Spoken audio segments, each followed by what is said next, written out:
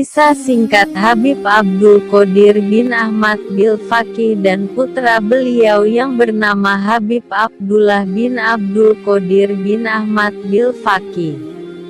Habib Abdul Qodir bin Ahmad Bil-Faqih lahir di kota Tarim, Hadramaut, Yaman, pada hari Selasa 15 Safar tahun 1316 Hijriah atau 1896 Masehi.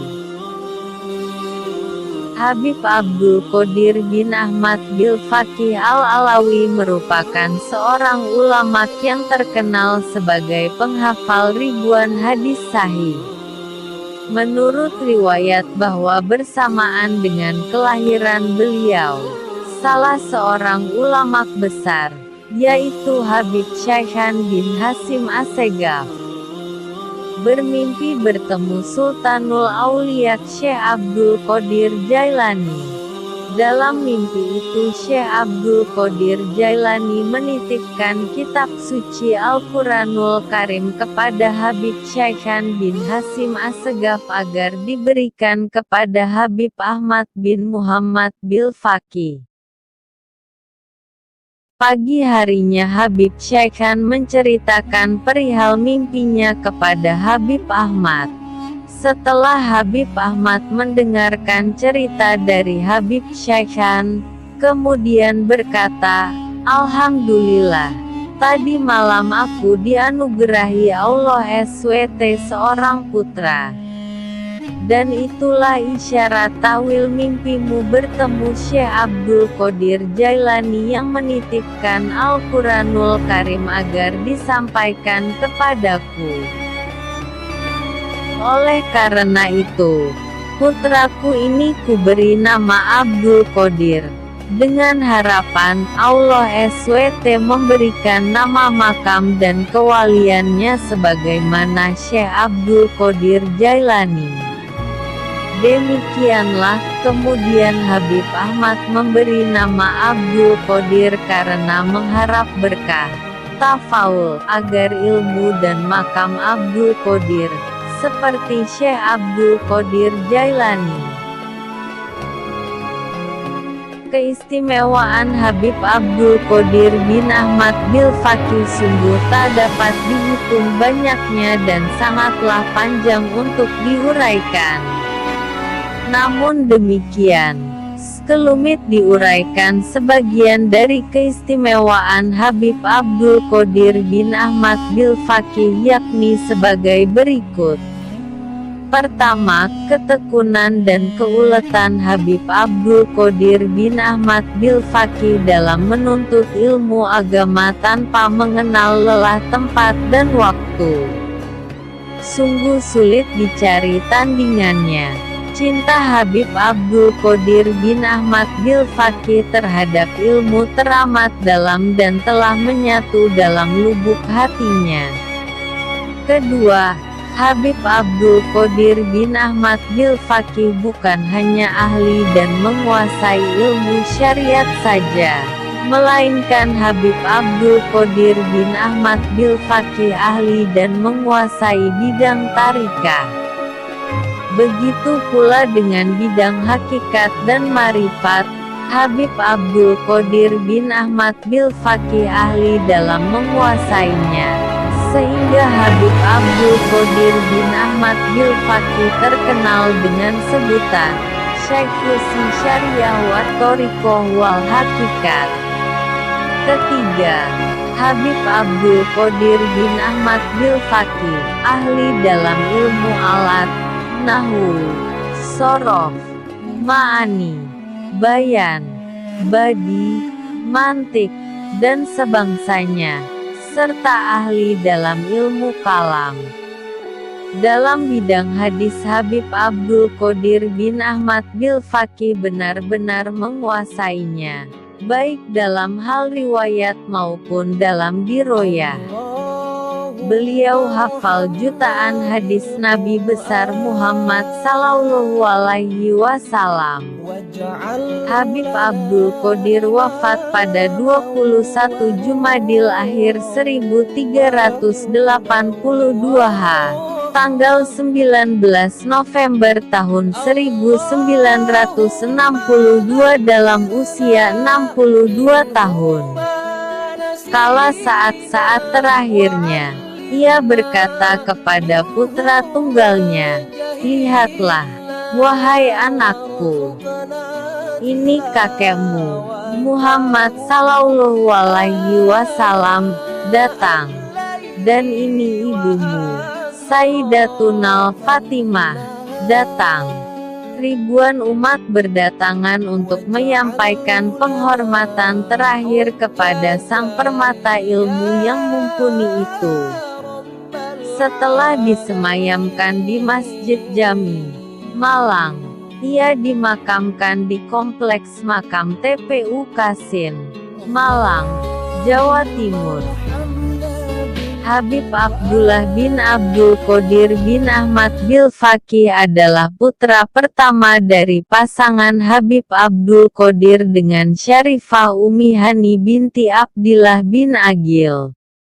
Beliau lahir pada 12 Rabiul Awal 1355 Hijriah, 1935 Masehi. Semasa kecil Habib Abdullah bin Abdul Qodir bin Ahmad Bil Faqih dididik langsung oleh ayahandanya untuk belajar ilmu agama dan Al-Quran. Pendidikan yang diberikan oleh ayahnya mampu diserap dengan baik oleh putranya. Hal tersebut dibuktikan dengan di usianya yang masih 7 tahun, beliau sudah hafal Al-Quran. Menjelang dewasa, Habib Abdullah melanjutkan pendidikannya di Lembaga Pendidikan At-Taroqi Malang. Di sana beliau sekolah madrasah ibtidaiyah hingga sanawiyah, kemudian melanjutkan ke madrasah aliyah di Pondok Pesantren Darul Hadits Al-Faqihiyah li Ahli Sunnah wal Jamaah. Di pondok pesantren tersebut Habib Abdullah dituntut oleh sang ayahnya agar menjadi seorang yang ahli hadis. Berkat dorongan dari sang ayah dan ketekunannya, dalam usianya yang masih muda beliau sudah mampu menghafal kitab-kitab hadis, antara lain 2 kitab hadis sahih, yakni Sahihul Bukhari dan Sahihul Muslim, lengkap dengan isnad dan silsilahnya. Setelah ayahnya, Habib Abdul Qodir bin Ahmad Bil Faqih Al-Alawi wafat pada 12 Rabi Petik terbalik Ul Awal 1364 per 12 Februari tahun 1945 di Kota Malang, Jawa Timur. Habib Abdullah bin Abdul Qodir Bil Faqih menggantikan ayahandanya sebagai penerus untuk mengasuh dan memimpin pesantren. Ketika Habib Abdullah bin Abdul Qodir Bil Faqih menjadi pengasuh menggantikan ayahnya, beliau telah mencetak murid-muridnya yang mengikuti jejak langkah guru mereka dengan membuka pesantren-pesantren demi menyiarkan dakwah dan ilmu, antaranya ialah Habib Ahmad Al-Habsyi Kurungbuka PPA Riyadh Palembang, Habib Muhammad Ba'abud Kurungbuka PP Darun Nasyin Lawang, Kiai Haji Alawi Muhammad Kurungbuka PPR Taroki, Sampang, Madura. Habib Abdullah bin Abdul Qodir bin Ahmad Bil Faqih wafat pada usia 56 tahun, hari Sabtu 24 Jumadil Awal 1411 Hijriah atau tanggal 30 November tahun 1991. Jenazah beliau dimakamkan berdampingan dengan makam ayahandanya di pemakaman Kasin, Malang, Jawa Timur.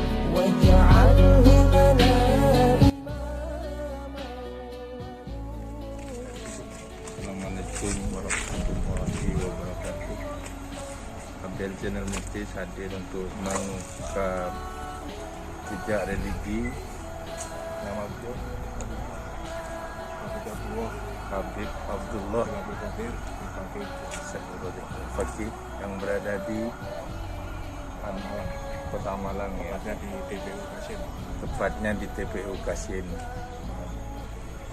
Malang. Asal usul dia mungkin masih yang bisa tahu. Kalau untuk sejarahnya saya kurang paham. Iya, Tapi kalau menurut yang para muridnya, para santri,